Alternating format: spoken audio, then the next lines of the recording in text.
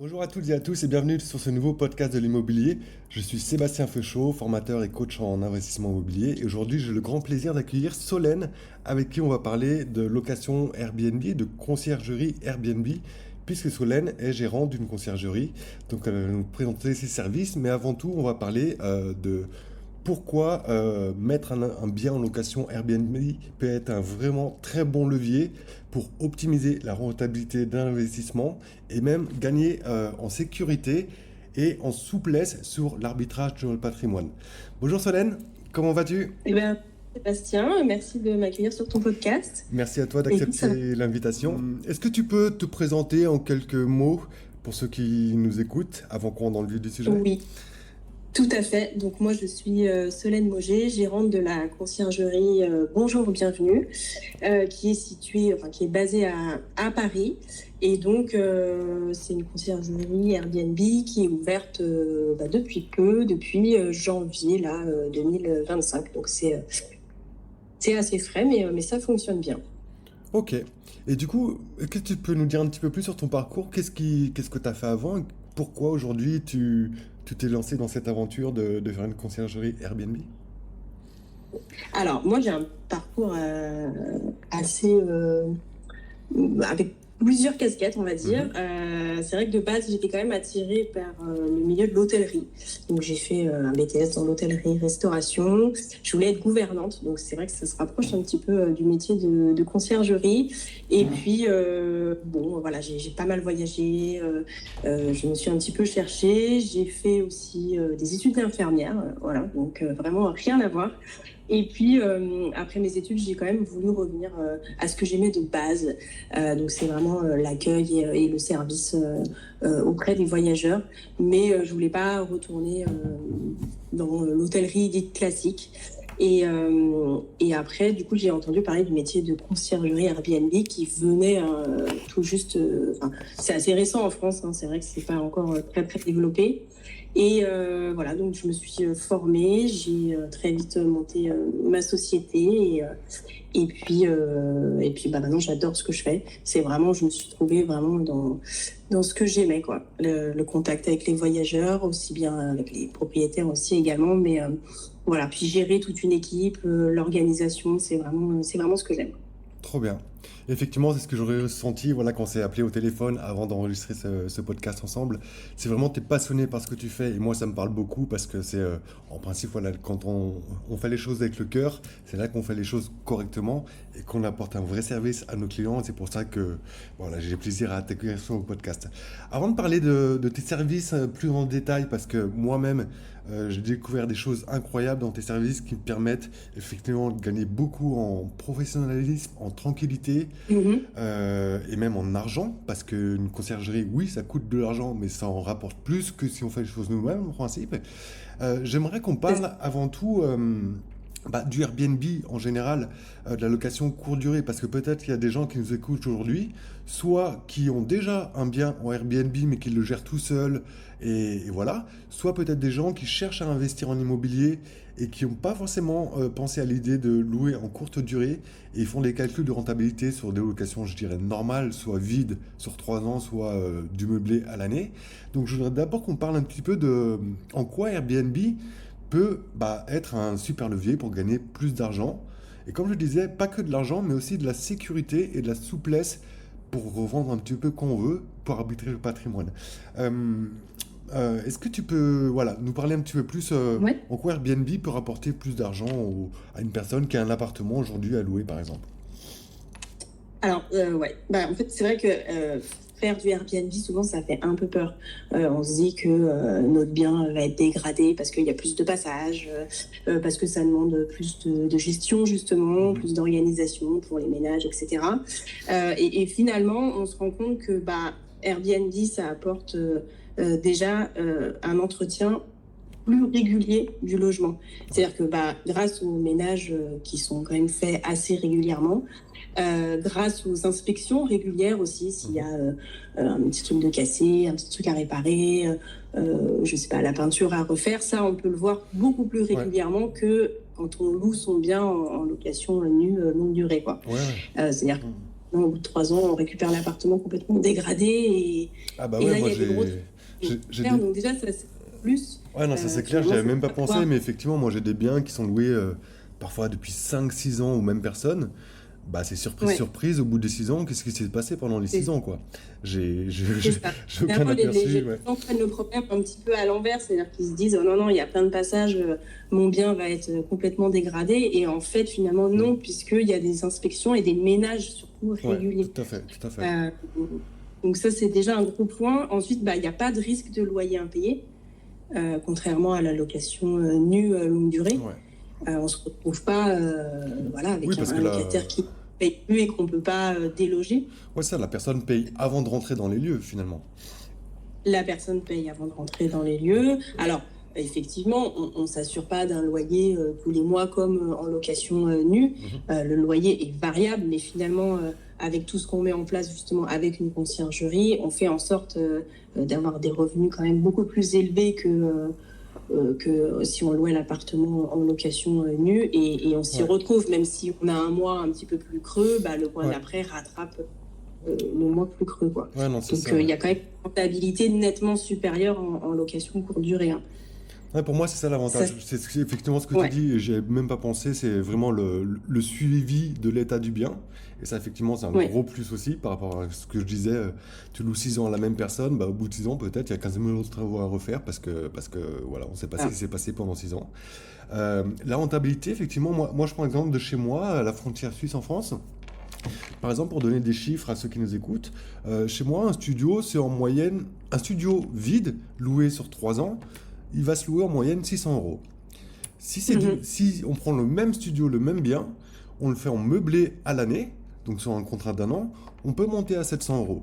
Et le même mhm, studio, si on le met en Airbnb, on peut louer en moyenne 40-45 euros la nuit. Donc même si on loue que 20 nuits sur 30 par mois, on est déjà à mhm, 800. Si on loue sur 25 nuits, on est c'est à ça. 1000. Donc on passe de 600 en vide, 700 en meublé, à 1000, voire peut-être même plus si on arrive à avoir un mois complet, 1000-1200 euros. Donc c'est vrai C'est que, ça. voilà, au niveau de la 20 rentabilité, nuitées, c'est la base en général qu'on prend en conciergerie Airbnb. C'est le minimum qu'on prend, 20 ouais, nuitées sur le mois. bah moi c'est pareil, je fais toujours mes calculs sur Ouais, 20 nuits par mois. ouais, Et si c'est là ça. c'est rentable, bah après le reste c'est que du bonus et c'est cool. Mais j'aime bien toujours calculer en pessimiste. Mais voilà, c'est ce qu'on dit, Ouais, c'est 40 euros la nuit sur 20 nuits, ça fait 800, au lieu de 600, le même appartement qui est loué en vide. Plus l'avantage, c'est voilà. ça. Plus pour moi, un gros avantage que je vois, c'est que moi j'ai tendance à revendre rapidement mes biens. Ça fait partie de la Mm, stratégie que j'enseigne à mes élèves, c'est de mixer à la fois du locatif, mais au bout de 2 3 ans, revendre, prendre un bon gros billet de plus-value, et avec cette plus-value, refaire d'autres projets, et ainsi de suite. C'est comme ça qu'on avance vite et qu'on peut se faire bien sûr. rapidement un patrimoine immobilier. Et l'avantage du Airbnb, bah, c'est qu'on n'est pas engagé sur 3 ans ou 5 ans ou 10 ans avec Voilà. quelqu'un. Donc, C'est que tout... flexible pour récupérer Voilà. le bien et aussi pour son usage personnel. Oui Parce aussi, que, oui, oui, on oui, tout peut à fait. avoir besoin pour de la famille ou pour nous-mêmes sur certaines dates de Ah bah récupérer moi bien. c'est... Dans ce cas-là, on communique à la conciergerie en amont, bien C'est sûr, ça, quand même. Et il n'y a pas de souci, on bloque ces dates. Du coup, c'est moi, je ça. les enlève à réservation, quoi. Bah moi c'est exactement mon cas, j'ai un bien dans le sud de la France qui est en Airbnb Mm, et je bloque mes semaines quand je rentre en France pour pouvoir en profiter personnellement. Donc ça fait à c'est la ça. fois de l'investissement locatif, mais effectivement un pied-à-terre quand je veux aller dans le sud de la France, quoi. Donc ça c'est le top. Et Ouais, puis voilà, quand on veut revendre, quand on est investisseur, qu'on enchaîne les projets, etc., eh bien toutes les semaines ou tous les mois maximum, bah, si on a besoin de vendre, on veut passer à autre chose, eh ben on met en vente, basta. Alors que quand on loue voilà. sur 3 ans, bah, c'est plus compliqué. Déjà, on est engagé pour 3 ans. Et quand bien même arrive la fin des 3 ans, il faut faire un congé pour vente ou congé pour reprise. Il y a de la paperasse juridique pas simple forcément à faire, surtout quand on n'est pas formé. Bien sûr. Et, C'est un euh, préavis et voilà, général, alors que c'est ça, euh, je demande juste un préavis d'un mois quand même, parce que s'il y a des réservations en cours. c'est ça. Donc non, c'est Il y a beaucoup beaucoup moins plus de flexible. souplesse et pour moi, ça, c'est vraiment un gros point parce qu'encore une fois, pour moi, enfin, encore une fois, chacun a ses objectifs. Il y en a qui veulent investir pour la retraite, d'autres être rentiers, d'autres avoir un patrimoine à léguer aux enfants, etc. Mais c'est vrai que le meilleur moyen de gagner rapidement de l'argent en immobilier sans avoir un gros salaire, c'est de mixer des plus-values, donc de l'achat-revente et du locatif. Ou alors, je loue un Mm, bien 6 mois, un an sur Airbnb, j'encaisse l'argent Airbnb, j'optimise au maximum ma rentabilité, et à la fin de l'année, je le revends, je fais une plus-value, et même l'impôt sur la plus-value est déjà remboursé par le Airbnb de l'année. Donc ça, c'est vraiment C'est une ça. stratégie pour moi qui permet, je le vois avec les clients de ma formation, parfois en 2 ans, ils avaient 1 500 € de salaire, en 2 ans, ils sont rentiers. Ils ont plus de Ouais, ouais. 1 500, parfois 2 000, 3 000 de rente qui tombent parce qu'ils ont su mixer investissement locatif, Airbnb ou autre, et revendre Mm. rapidement pour faire un billet de 20, 30, 40 000 € de plus-value et repartir sur un autre projet et ainsi de suite. Donc ça, pour Ouais, moi, voilà, c'est tout aussi à fait, oui. un gros point positif du Airbnb.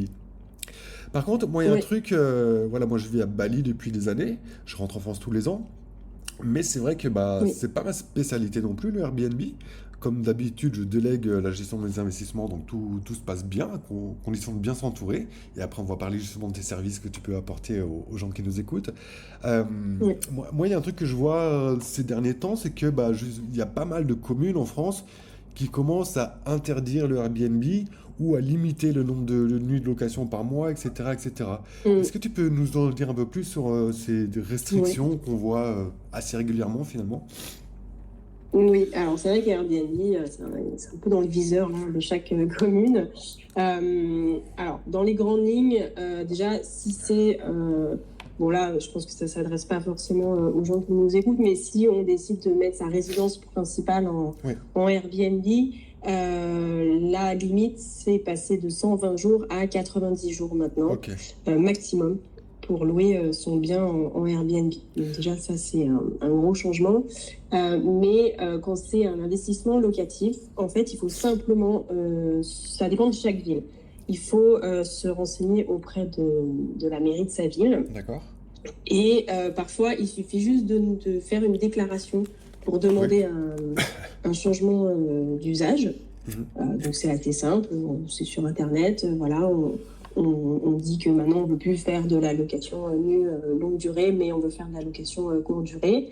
Et en général, c'est très bien accepté. Ok. Et il y a des villes, ce qu'on appelle des villes en zone tendue.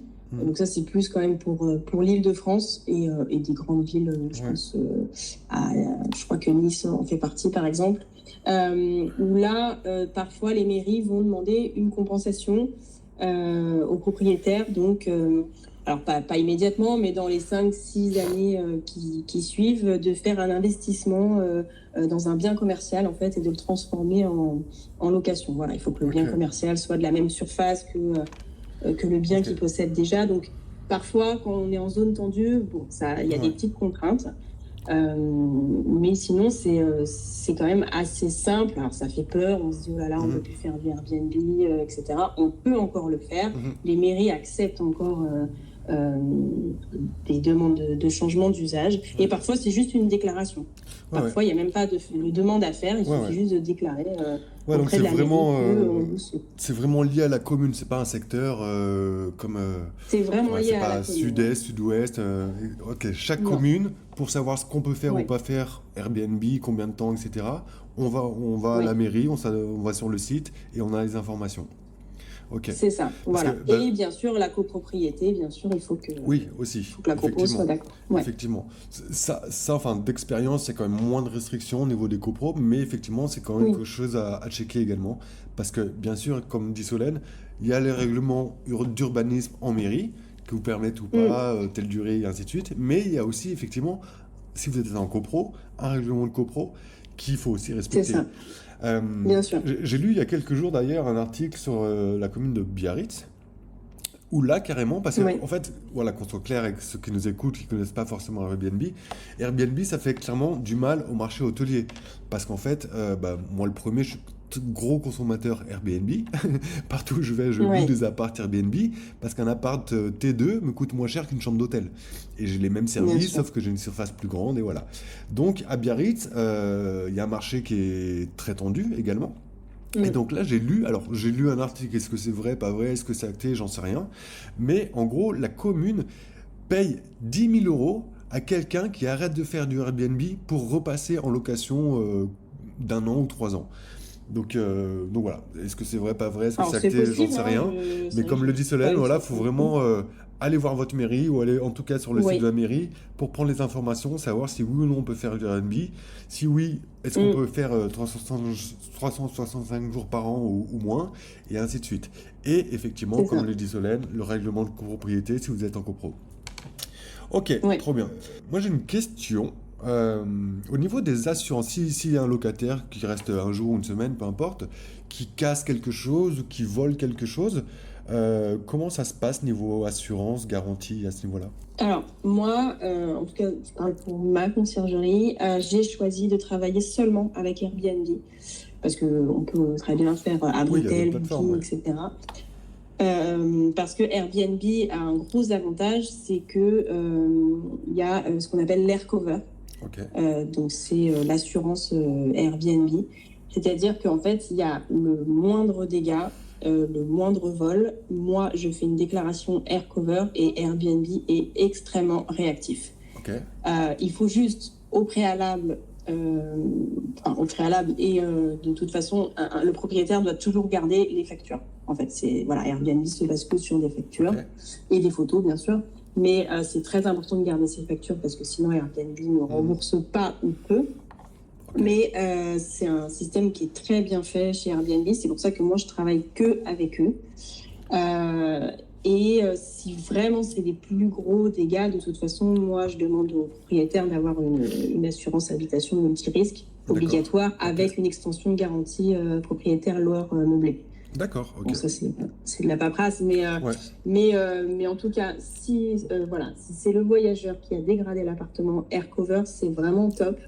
Et alors, bon, je vais peut-être un peu déborder sur une autre question, mais vous allez me dire comment on voit les dégradations pour les mhm, voyageurs. C'est qu'en fait, moi, il y a un mini état des lieux qui est fait à chaque départ des d'accord, voyageurs. ok, Donc, ouais, ça permet de voir très rapidement et de faire la déclaration air cover ouais. très rapidement. Trop bien.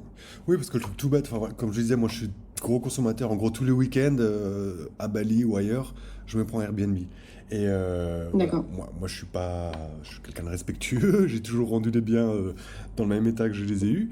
Mais je me suis toujours dit, c'est facile de partir avec la télé, par exemple. À la fin du Bien week-end, sûr, je prends oui. la télé, je pars, les gens ils savent pas où je suis, j'ai changé de pays. Et voilà. Et donc Mm, là, c'est cette assurance incluse dans Airbnb qui couvre oui, ce genre de vol ou dégradation, quoi. Ok, c'est ça. ok, ok, super. Euh, Juste une dernière question sur le Airbnb en général, et puis après on va parler justement de tes services en tant que conciergerie. Au niveau des impôts, parce que voilà, chaque Mm, type de location a un régime d'impôt différent, et ça bien sûr, bah, moi ce que j'explique à mes clients, c'est que peu importe les impôts qu'on paye, ce qui compte c'est le chiffre à la fin.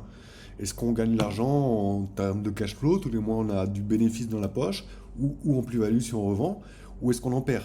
Peu importe s'il y a une commission d'agence à payer, s'il y a une conciergerie à payer, s'il y a des impôts à payer, à la fin du compte, est-ce qu'on est en bénéfice ou en perd tout simplement?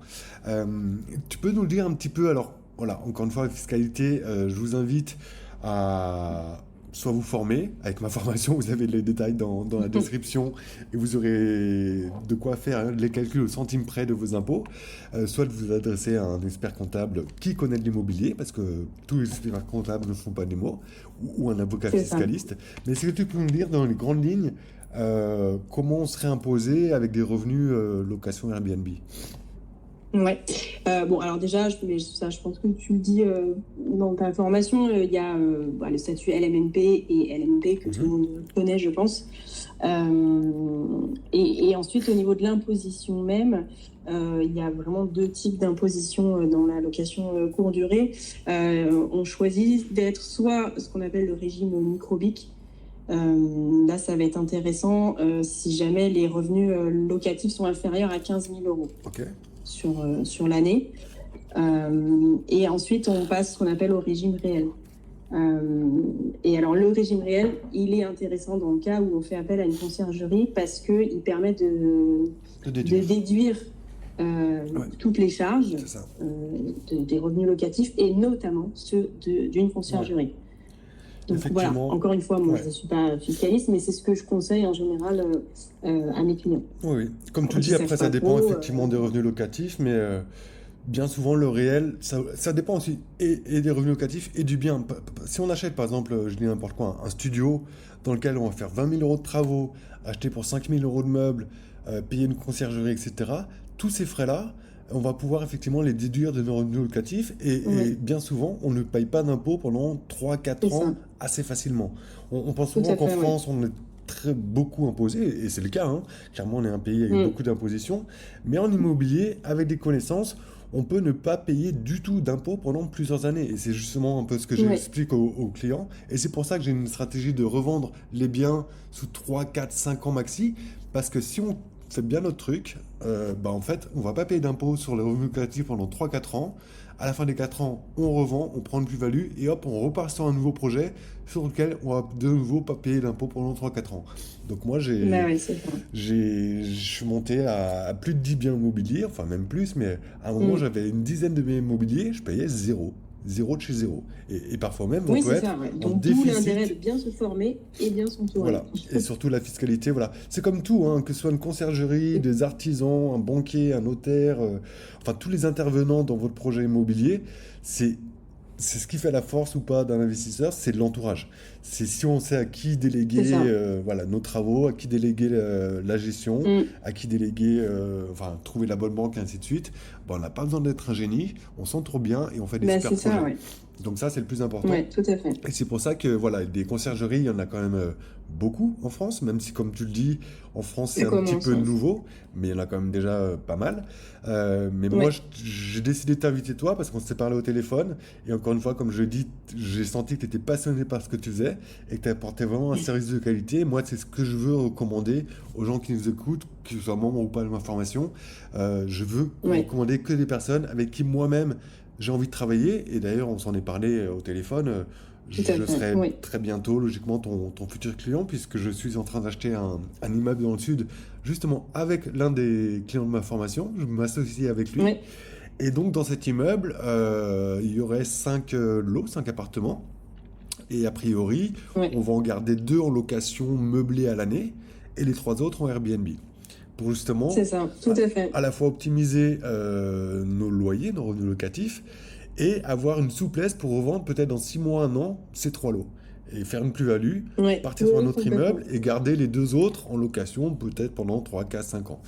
Donc voilà, encore une fois, Oui, oui, je recommande pas mais quelqu'un complètement. Et avec puis qui c'est j'ai... là, on est vraiment dans une période où comme tu dis, les conciergeries, il y en a de plus en plus en France. Et c'est là où on va pouvoir distinguer, en tout cas, enfin, ceux qui se sont Ouais, professionnalisés ouais, ouais. ou pas. Ouais, C'est-à-dire c'est que comme tout, hein, voilà, c'est il y a comme... beaucoup de conciergeries. Il y en a qui font ça un petit peu à côté d'un ouais, boulot, qui font ça à l'ancienne, on va ouais, ouais, dire. Et puis d'autres qui sont beaucoup plus professionnels en ouais, utilisant ouais. des logiciels particuliers, Mhm, etc., mhm, qui vont investir du temps, de l'argent et qui sont mhm. passionnés justement par ce qu'ils font.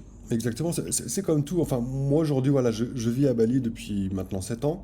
J'ai tout mon patrimoine qui est en France et je fais rien parce que j'ai délégué aux bonnes personnes. Donc, la Mm, majorité, bien sûr. c'est des logements loués soit à l'année, soit sur 3 ans parce que le secteur se prête pas forcément à faire du Airbnb. Mais Mm, j'ai su déléguer à la bonne agence la gestion locative et j'en entends pas parler. Ça me prend 10 minutes par mois pour regarder si l'argent est revenu sur mon compte, un petit email à l'agence, savoir est-ce qu'il y a un départ de prévu, des travaux à prévoir ou quoi que ce soit, et basta. Mais ça, c'est comme dans ouais, tous les métiers, il y a des gens qui sont pros, il y a des gens qui sont nuls, et il faut savoir bien s'entourer. Et c'est pour ça que c'est se ça. former permet d'avoir quand même des connaissances sur le métier de conseillère, sur le métier de gestion locative, sur le métier de fiscaliste et ainsi de suite, pour justement savoir à qui on délègue nos projets d'investissement, avec qui on s'entoure. Donc ça, c'est Tout vraiment à pour moi le fait. plus important. Encore une fois, on peut être très nul en IMO, on peut vivre à Bali à 20 heures d'avion de nos projets IMO. Si on est bien entouré, tout va bien se passer. Si on s'entoure mal, Ouais. bah, ça peut plomber carrément un projet. Et Ah voilà. bah oui. Ok, bon bah merci en tout cas pour toutes ces infos déjà concernant l'opportunité, pourquoi faire du Airbnb et inviter les gens à, bah voilà, quand on fait des calculs, quand on recherche un bien dans le but de louer, pensez-y à faire les calculs Airbnb. Comme dit Solène, renseignez-vous sur la commune, est-ce qu'on peut faire du Airbnb? le règlement de C'est ça. copro quand vous visitez un bien, mais faites aussi vos calculs Airbnb parce que bien souvent, c'est beaucoup plus rentable et plus Mm. sécurisé au niveau des paiements, comme tu le disais, et plus souple le jour où Oui, vous voulez revendre. Donc, ça vaut le coup de penser à intégrer ça dans son cerveau quand on fait des calculs de rentabilité avant d'acheter un bien. Ok, oui. maintenant, bah voilà, si tu veux bien, on va parler un peu plus, enfin même complètement de, de toi et de tes services, parce qu'une conciergerie, moi voilà, aujourd'hui j'ai une conciergerie à Saint-Cyprien, un appartement à Saint-Cyprien, mais qui me propose genre 20% de ce que toi tu proposes en termes de services. Donc D'accord. voilà, on va commencer par le début. C'est quoi une conciergerie et quels sont l'ensemble de tes services en fait? Alors, bah, une conciergerie, c'est tout simplement une entreprise qui va gérer de A à Z votre investissement locatif. Mhm, Alors, quand je dis de A à Z, moi, encore une fois, je parle pour ma conciergerie parce que certaines proposent, comme tu dis, moins de services, mhm. d'autres en proposent plus, mais bon, plus cher. Donc, en fait, le but d'une conciergerie, c'est vraiment que ça vous dégage du temps pour vous consacrer à ce que vous savez faire, donc la recherche Mhm. de nouveaux investissements, Ouais. par exemple, dans l'immobilier, et surtout à ce que ça vous génère plus de revenus que si vous le faisiez soit en location nue ou soit par vous-même. Ouais. Donc, qu'est-ce que ça implique? Ça implique déjà de base la création et la gestion de l'annonce Airbnb. C'est un vrai travail, on s'en rend Ouais, pas ouais, compte, ouais. mais c'est quand même un vrai travail de créer une annonce Airbnb, une belle annonce Mhm. Airbnb, et de gérer l'annonce Airbnb. Ouais, C'est-à-dire ouais, que ouais. voilà, Airbnb, si on ne touche pas à l'annonce pendant plusieurs mois, et ben on arrive en bas de la page, donc les clients la voient moins, etc. Ouais. Donc c'est un réel travail. Mhm. Ensuite, Alors, bah, il y a toute la partie... excuse-moi, Pardon. je me permets de te couper parce que j'ai envie de revenir sur quelque chose que tu as dit qui est pour moi ultra important et que je dis tout le temps à mes clients. Tu dis que ça permet de, bah, avant tout, de gagner du temps, de déléguer Ouais. la gestion de son investissement à quelqu'un et justement on consacre ce temps à faire d'autres projets. Et moi je dis tout le temps la même chose. J'ai des clients qui me disent ouais, je vais faire les travaux moi-même, ça va me coûter moins cher. Je dis mais gars, tu vas cramer tous tes week-ends pendant 3 mois pour économiser Mm. 2 000 euros. Si tu passais tous tes week-ends pendant 3 mois à chercher un autre bien qui va faire gagner 30 000, bah, tu vas gagner beaucoup plus d'argent et Ouais, c'est ça. tu seras pas emmerdé tous C'est tes ça. week-ends. Et puis en plus, Et c'est souvent, bah, peut-être que cette personne est professionnelle dans les travaux, mais en général, c'est quand même mieux fait par une société qui fait que ça à longueur c'est d'année. mieux fait, Ça il y va a pas des être du assurances, il y a bricolage. des garanties, Euh, enfin, c'est ça, il y a plein de bien choses. sûr. Donc voilà, repeindre un mur, Bien sûr, parce que pourquoi souvent, pas? quand on le fait soi-même, c'est un peu du bricolage et c'est mal fait et ça se Mais ressent oui, derrière. au Et final, on perd à la ouais. fois du temps, on perd de l'argent, on n'a pas de garantie, on n'a pas Mm. d'assurance. Enfin, si on fait un peu d'électricité, de la plomberie, demain il y a une inondation, bah il n'y a pas de garantie, c'est pour tout pour ta poche. C'est ça. Quand c'est une société qui l'a fait, qui est Mm. assurée pour ça, s'il y a une inondation, l'assurance habitation va rembourser. Donc moi, voilà, c'est Tout ce à que je dis fait. tout le temps et c'est pour moi très important.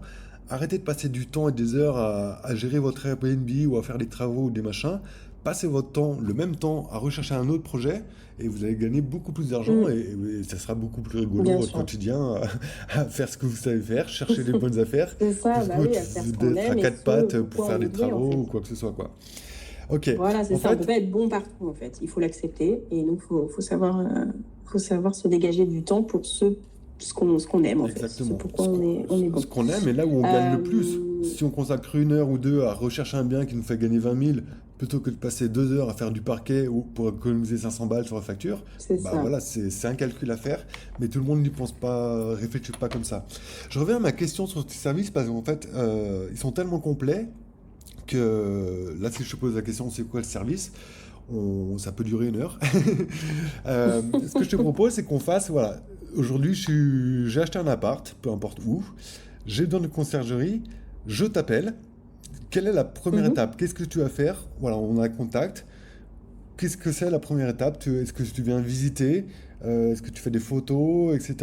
Voilà, le premier contact Ouais. avec ton client, qu'est-ce que tu fais? Alors, premier contact déjà,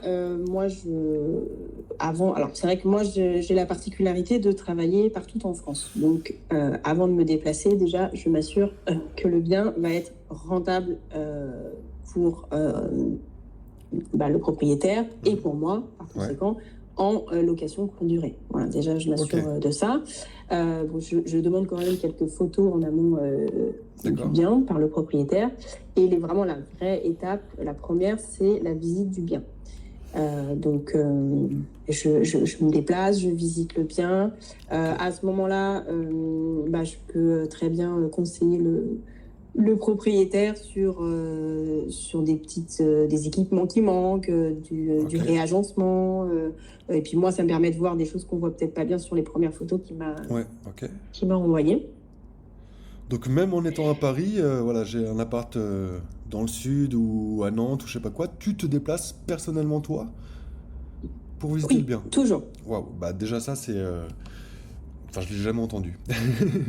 En principe, c'est soit quelqu'un à qui on délègue une visite, soit il n'y a pas de visite du tout. Je pourrais le déléguer et on fait une vidéo en FaceTime, voilà.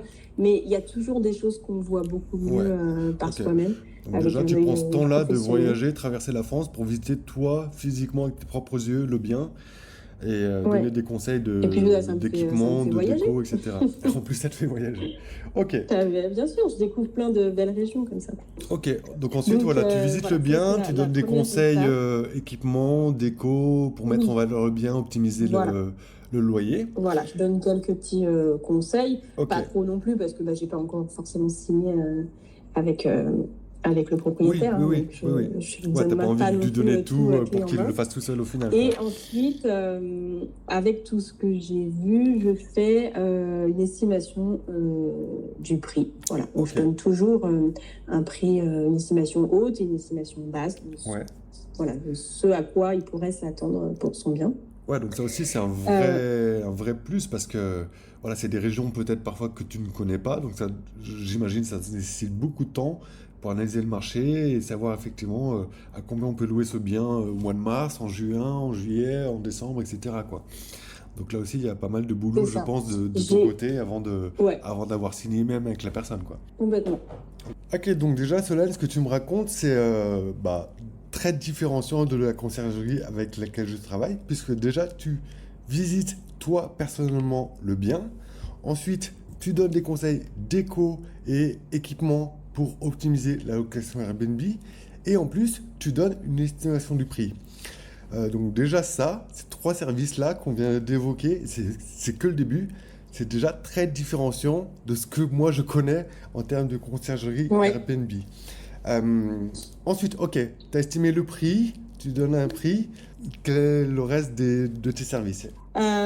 Oui, alors déjà, ça, c'est les trois grosses choses que je vais faire avant la signature du contrat. Dans tous les cas, voilà, je visite le bien, j'estime le prix, je fais des petits réajustements sur les équipements, etc. En tout cas, je donne des petits conseils.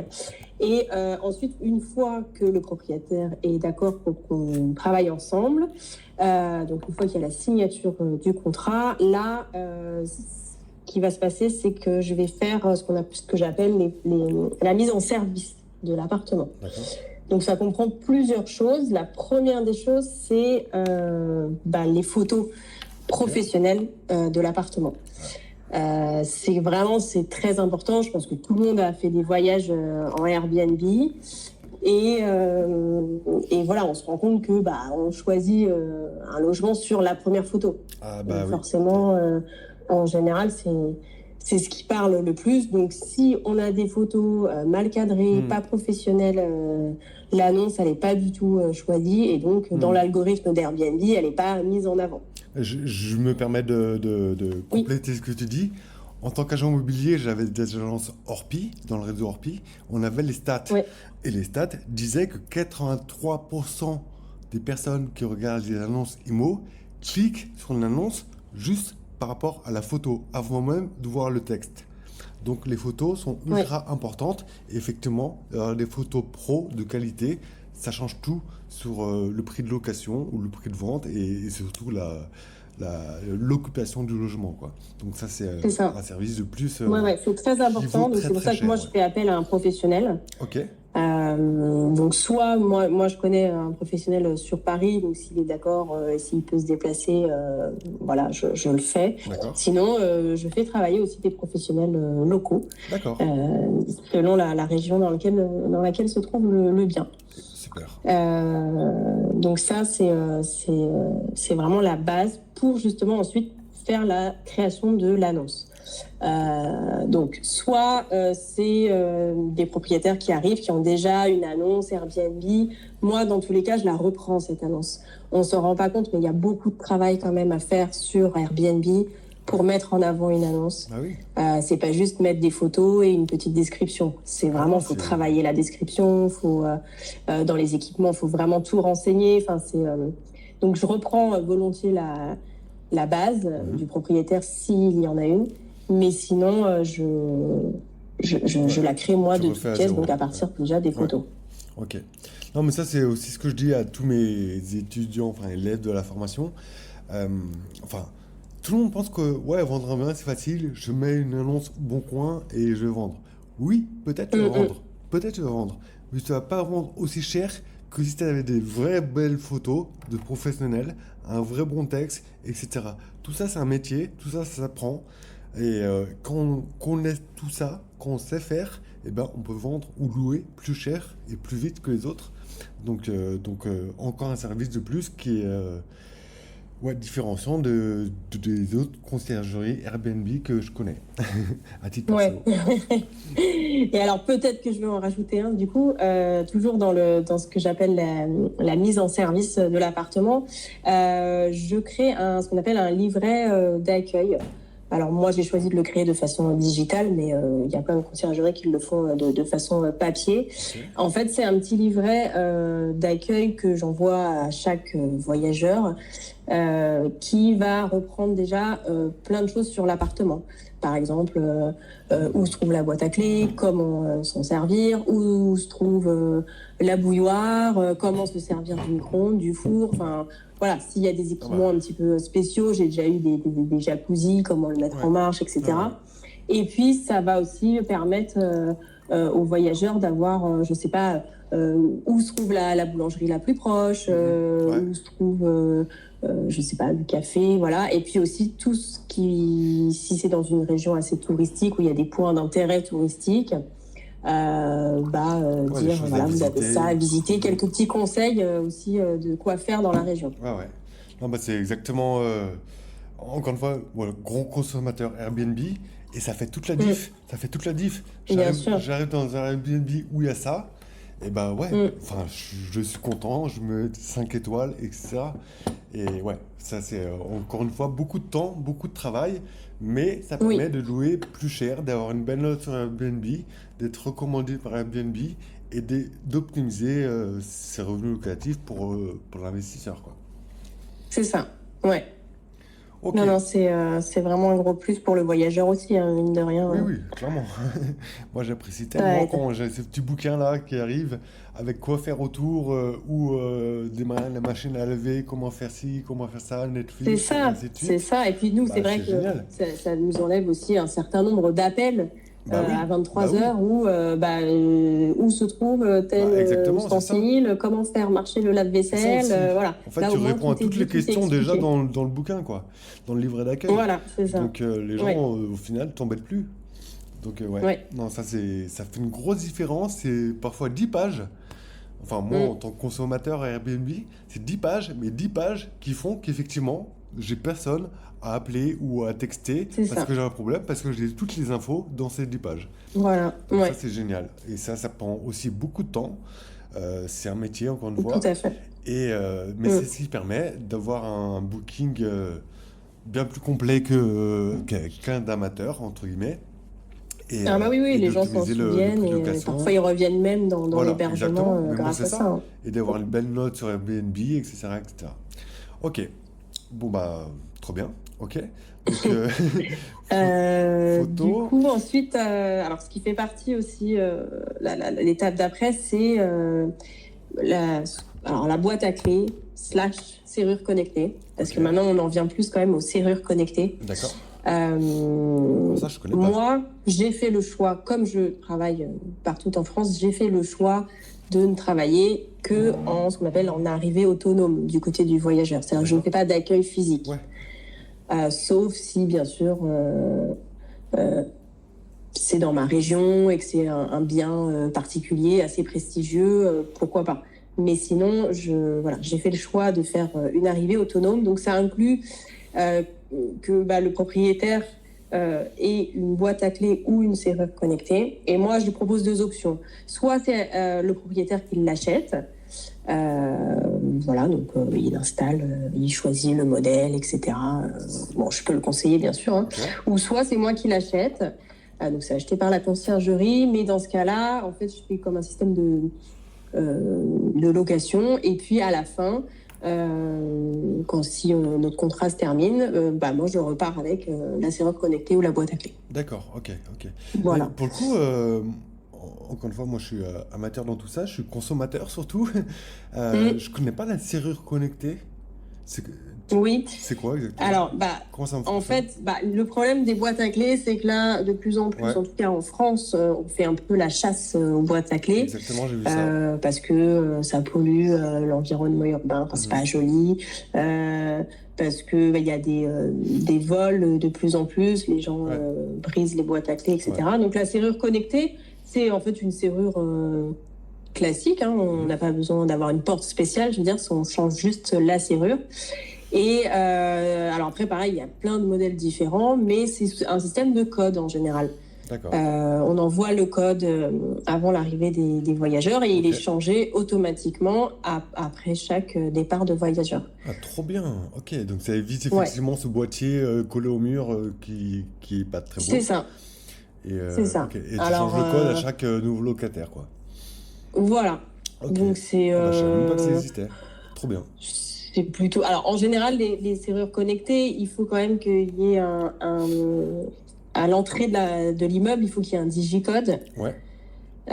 Parce que si c'est seulement un badge, là, c'est un peu plus compliqué. On a des solutions, mais il faut qu'il y ait quand même un digicode pour que le voyageur ait accès ensuite à la serrure connectée. Ok. Ah bah, trop bien. Je savais même pas que ça existait. Effectivement, c'est ça se fait de plus en plus. Super solution. C'est vraiment un bon système. Alors pareil, il y en a plein. Il y en a qui fonctionnent avec le Wi-Fi. Il y en a, il n'y a même pas besoin du Wi-Fi. Moi, j'ai une préférence avec celles qui ne fonctionnent pas avec le Wi-Fi parce que si jamais il y a une panne d'Internet, c'est-à-dire que les voyageurs sont coincés, ils ne peuvent plus rentrer chez eux. Ok. Donc ça aussi, pareil, j'imagine que tu connais les serrures connectées à recommander à tes futurs clients, quoi. Oui. Ok, super. Bah, toi, tu en prends une chose. Encore une fois. Enfin, pas qu'une. Voilà. Ok, ça marche. Donc, boîte à clés. Voilà. Ça, c'est vraiment le gros travail de mise en place de l'appartement, quoi. Boîte à clés, c'est presque has-been, finalement. Est-ce que tu viens de Non, c'est pas has-been. Par exemple, moi, je fais conseiller la boîte à clés. Si par exemple on est dans des petites villes, si le propriétaire a tout l'immeuble, dans ce cas-là, il n'y a aucun souci. On peut même installer les boîtes à clés à l'intérieur du hall d'entrée, quoi. Parce que en fait, c'est gênant quand c'est dehors, à l'extérieur, parce qu'ils deviennent vraiment c'est très restreint, quoi. On peut pas l'accrocher sur tel et tel emplacement. À Paris, c'est l'enfer. Non, mais voilà, au moins, tu as une solution. Si c'est un petit immeuble de 2-3 lots et que le propriétaire veut mettre 1 ou 2 appartements en Airbnb, il n'y a pas de souci là-dessus, quoi, par exemple. C'est ça qui est intéressant, c'est que tu as des solutions pour t'adapter aux demandes des secteurs, etc. Trop cool. Ensuite, le mec a boîte à clés ou serrure Wi-Fi, machin, etc. Connecté. Ensuite, tu nous as parlé d'état des lieux. Alors, là, donc, une fois que tout ça est mis en place, on démarre vraiment, on met le bien en location. Hein, on le met sur les plateformes et là, ça commence à tourner. Il y a ce qu'on appelle un ménage de départ qui est fait, qui est compris dans les 150 € de frais de mise en service. Mais ça, c'est vraiment un gros ménage du début. les états des lieux, en fait, finalement, ils sont faits, un petit peu comme j'ai dit tout à l'heure, ils sont faits à chaque départ des voyageurs. On va faire un mini état des lieux. Alors, c'est pas moi physiquement qui vais le faire, mais c'est les prestataires de ménage.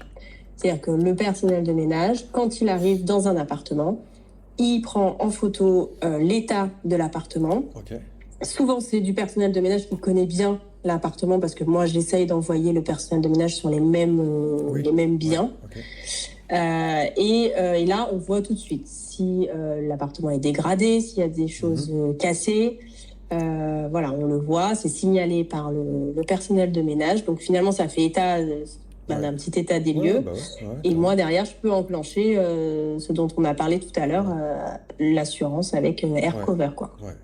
C'est incroyable. C'est vraiment rassurant d'avoir un... C'est rassurant et finalement... alors, c'est moi qui ai accès, c'est pas le propriétaire. Mais au moins...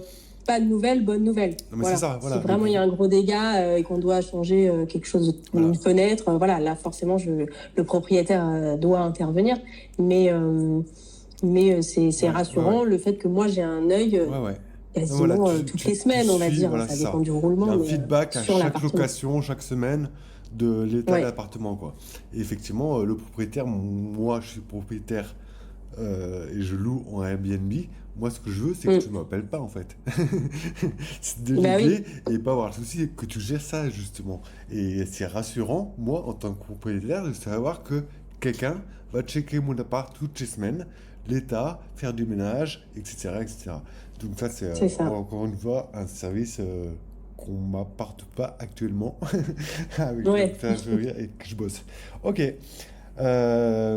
Ensuite, niveau ménage et puis lingerie. Là, encore une fois, alors pour le ménage, donc je fais appel à du personnel de ménage sur place directement, selon l'endroit de l'appartement. La lingerie, ça dépend. Ça dépend. Il y a ce que je travaille avec des sociétés de ménage qui font la mise en place des draps, des serviettes, etc. Mais là, ça va dépendre des régions. Les grandes villes, il n'y a aucun souci. C'est moi qui gère le renouvellement des draps. Je veux dire, le propriétaire n'a pas acheté 2 sets de draps, n'a pas acheté des serviettes, n'a pas acheté des torchons. C'est moi qui gère. Quand on arrive sur des plus petites villes, là, je vais faire du cas par cas. Ça va vraiment dépendre du personnel de ménage que je vais trouver sur place et s'ils sont OK pour gérer cette partie-là. S'ils ne le sont pas, je demanderai au propriétaire d'investir dans des draps, des serviettes, des torchons. Voilà. Logique, enfin juste normal en fait. Ok. Moi j'ai une question, c'est que, encore une fois, en mode consommateur, Airbnb, quand je voyage, peu importe le pays, je regarde souvent Superhost Airbnb. Et est-ce que toi, avec tous tes services, tu peux aider un propriétaire comme moi à faire que mon appart soit en Superhost, soit Airbnb? Alors moi j'ai envie de te dire, de toute façon, c'est le but. C'est le but pour moi, c'est le but pour le propriétaire. Donc je fais tout pour garder une moyenne globale excellente au niveau de Superhost. Superhost en anglais. Et en fait, pour être... alors il y a quelques critères pour être Superhost, mais un des principaux, ça va être d'avoir une note minimum de 4,8 sur 5 étoiles. En dessous, on peut pas. Donc, c'est-à-dire que moi, je dois tout faire pour maintenir une note de 4,8 au minimum pour le propriétaire, pour être assuré, en fait, derrière, d'avoir des réservations. C'est-à-dire d'arriver, parce que c'est forcément les appartements, en général, Superhost, qui arrivent en première page quand on fait une recherche. Et donc, moi, mon but, ça va être ça. Ça va être que dans l'algorithme, Airbnb me mette en premier et donc que les réservations tombent. Ça, c'est... Donc, c'est pas... ça dépend de nous par le propriétaire. Si je dois récupérer une note catastrophique parce qu'avant c'était moins bien géré, ça mettrait un peu plus de temps. Mais dans tous les cas, c'est le but. Ok, bah ça C'est c'est le but. ultra C'est pas la puissant. garantie parce que je fais ce que je peux, Ouais, ouais, ouais. Non, mais. bien sûr, mais c'est le but. Voilà. Donc ensuite, faut avoir bon d'autres petits critères comme faut avoir fait des séjours pour un total de minimum 100 nuits. Faut avoir un taux de réponse supérieur aussi ou égal à 90%. Donc faut être très réactif dans les réponses. Ok. D'où aussi l'atout de faire appel à une conciergerie parce que bah, nous c'est notre travail. Ok, Donc donc ça on aussi, répond très c'est quelque rapidement. chose que tu gères toi-même. Oui, c'est ça. On est vraiment dans une relation Voilà. gagnant-gagnant. Ouais, On travaille ensemble et en tout cas, moi, je fais tout pour que le bien soit occupé le plus possible ok. et que le propriétaire ait un bon taux d'occupation et donc de bons revenus. Finalement, c'est tout bénéf pour le propriétaire et puis pour moi aussi, Ouais, puisque je... t'es vraiment partie Ouais, prenante de l'investisseur, quoi. De l'investissement. oui, oui. Ok. Est-ce que tu peux nous dire un peu plus précisément combien ça coûte? Alors, ce qu'on appelle les frais du coup de mise en service, hein, tout ce que j'ai dit Ouais, un petit peu avant, donc les photos, la création de l'annonce, le livret d'accueil, on est sur un pack qu'on paye une fois, hein, 150 euros. Donc ça, on le paye vraiment au départ une seule fois. d'accord. Et ensuite, je suis sur un système de commission. Donc c'est pour ça que vraiment, j'ai dit qu'on avait Ouais, bah c'est un ça. lien de Ouais, gagnant-gagnant. exactement. Donc moi, je facture 25% de frais de Ok, commission aux propriétaires d'accord. Mais déjà, sur 150 les revenus euros, locatifs. Ouais. 150 euros, je sais pas et je veux pas savoir comment tu gagnes ta vie, parce que 150 euros pour te déplacer partout en France, visiter le bien physiquement, faire appel à un photographe professionnel, faire une étude de marché pour estimer le prix, faire des photos, des vidéos, donner des conseils déco, équipement, etc. Déjà, c'est gratuit en fait. Et les En 25%, fait, j'ai fait le choix peut-être d'être un petit peu perdante là-dessus parce que ouais, je pense que tu l'es. ouais, mais de toute façon, c'est une étape obligatoire. Alors, Oui, c'est oui, sûr qu'il y a oui. des conciergeries qui facturent ça 450 euros, mais Oui, oui, bah, euh, je- moi, le cœur de mon métier, c'est dans l'après. oui, Alors, bien sûr, ça, on est d'accord. c'est très important, mais c'est vraiment dans l'après de garantir qu'il y ait des réservations, de garantir qu'il y ait des revenus. Ouais, Et c'est, voilà, je pense que ça donne pas envie quand, dès le départ, on demande une telle somme, 400 ou ouais. 500 euros. Et souvent, les propriétaires vont dire, bah oui, enfin, c'est juste pour des photos. Moi, je peux les faire avec mon iPhone. Maintenant, les Mhm. iPhones font des Ouais, ouais. super belles photos. Mhm. Voilà. Donc, Ouais, je te... ouais, c'est un choix. Peut-être que ça changera. Hein, donc, faut peut-être Non, non, mais je te qu'il soit rejoins que à complètement. 150 euros. Je te rejoins complètement. Avoir un point d'entrée pas cher, voire même Mm, à la perte, 150 euros pour tout ce que tu fais, pour derrière avoir une relation sur de long terme avec c'est l'investisseur, ça. sur 2, Mm, 3, 10, 5, 10 ans, peu importe, pour gagner ensemble, parce que tu payes au pourcentage un maximum d'argent. c'est ça. Moi, je trouve Tout ça à fait. J'ai très vraiment une relation intelligent de et très malin, confiance. ouais. Ouais, ouais. Je Ok. garantis pas que je vais faire des miracles. Hein. Je reste humaine et je suis pas une IA ou un robot, mais je vais tout faire, en tout cas pour essayer de maximiser les chances qu'on travaille longtemps ensemble. Trop bien. Eh ben, merci en tout cas, Solène, pour toutes ces explications, tes services. Mais je t'en Et prie, c'était un plaisir. comment est-ce que les personnes qui nous écoutent peuvent te retrouver sur Internet ou sur les réseaux? Oui, sur Internet, tout à fait. Mon site Internet, bonjour, bienvenue. Et puis sur les réseaux sociaux, Instagram et Facebook. Donc, ton site, c'est Bonjour, bienvenue. Tout à fait. De toute façon, vous retrouverez tous les liens dans la description de ce podcast, que ce soit le site internet de Solène, donc bonjourbienvenue.com ou ses différents réseaux sociaux, ainsi que les miens, Sébastien Feuchot, pour celles et ceux qui souhaiteraient apprendre à investir en immobilier, que ce soit de l'investissement locatif, des projets d'achat-revente, un projet même d'achat de résidence principale, la location d'un bien, la gestion d'un bien, la revente d'un bien. Voilà, vous retrouverez tout en description. Merci à toutes et à tous d'avoir écouté ce podcast. N'hésitez pas à lâcher un petit like, à mettre un commentaire si ça vous a plu, et puis surtout à vous abonner à nos différentes chaînes et réseaux sociaux pour avoir plus de contenu dans les prochains jours et prochaines semaines. Merci à tous, à très bientôt, ciao.